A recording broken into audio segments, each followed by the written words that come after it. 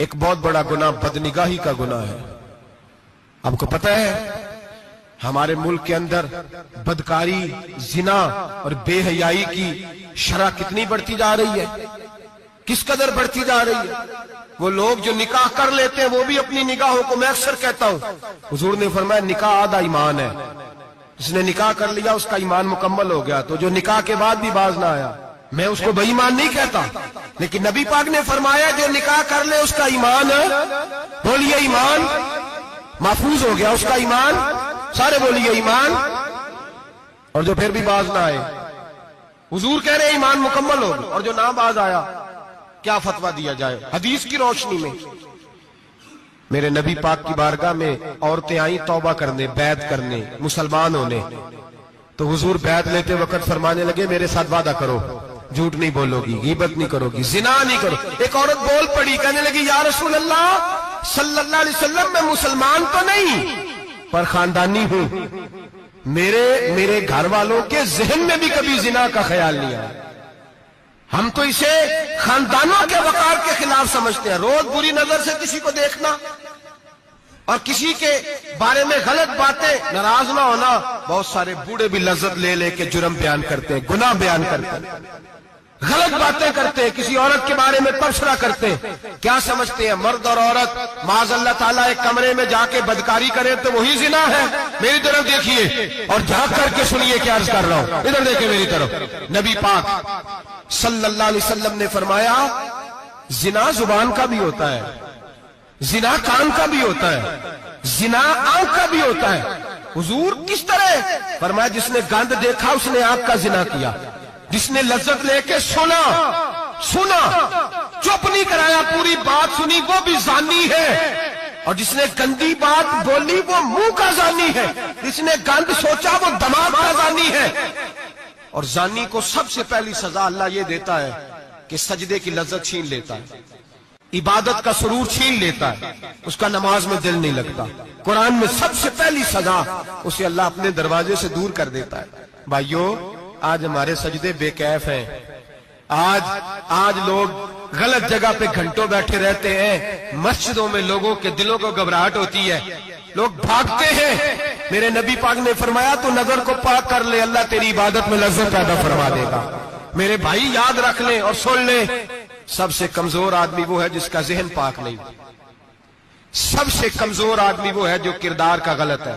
ایک بات میں نے پڑھی، آپ یقین کریں میرا دل کرے کہ میں آگ لگا دوں اس عنوان کو جس پہ گندگی لکھی جاتی ہے، ان اخباروں کو، ان چیزوں کو جس پہ گند لوگوں کے دلوں میں. وہ انڈیا کی ایک وزیر اعظم عورت گزری تو کسی نے اس سے کہا کہ پاکستان نے تو تمہیں شکست دی ہے، تم جیت نہیں سکے بڑا ملک ہو کے. کہنے لگی کوئی بات نہیں، تھوڑا وقت ٹھہر جاؤ، ہم ان پر تہذیبی جلگار کریں گے، ان کے گھروں میں ننگا ناچ کریں گے، یہ گندی تصویریں دیکھیں گے، یہ گند میں الجھ جائیں گے.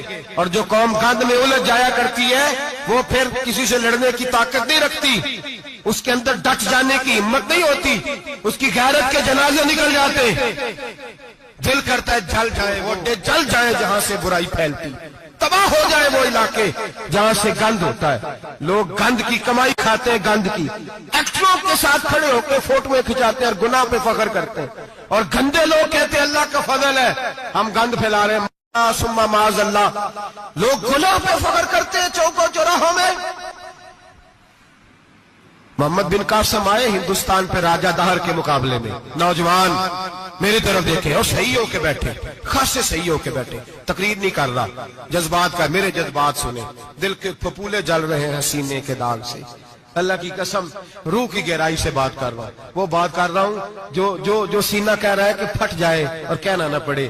قرآن و حدیث پڑھتے ہیں اور پھر اپنا حال دیکھتے ہیں تو لگتا یہ ہے کہ عذاب قریب آ گیا ہے، لگتا ہے زمین پھٹنے والی ہے، آسمان گرنے والا، لگتا ہے قریب آ گیا ہے سارا کچھ.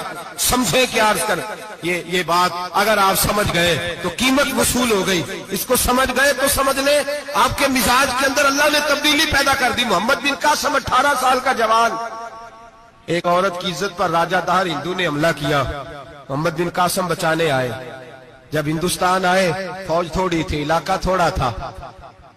راجہ دہر کی فوج بہت زیادہ، اور پھر اپنا عرب چھوڑ کے یہاں آ کے ہندوستان میں اس کے علاقے میں اس پہ حملہ کرنا، حالات خراب تھے۔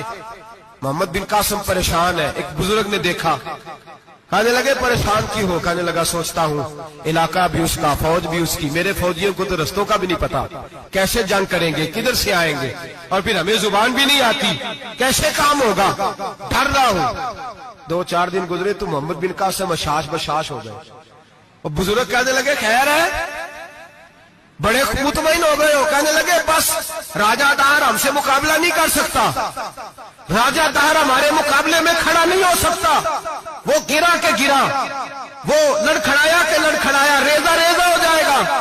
آپ کو کیسے خوشخبری مل گئی؟ کہنے لگے مجھے پتا چلا ہے کہ راجہ دہر ذہن کا گندا ہے، وہ تو چچا کی بیٹی کو نہیں چھوڑتا، ماموں کی بیٹی کو نہیں چھوڑتا، خالہ کی بیٹی کو گندی نظر سے دیکھتا ہے۔ جس کا ذہن گندا ہوتا ہے وہ کسی کا مقابلہ نہیں کر سکتا، ہمیں فتح ہوگی، فتح، وہ گرے گا۔ اور بزرگ کہتے ہیں میں سمجھ گیا کہ واقعی سے فتح ہوگی۔ آج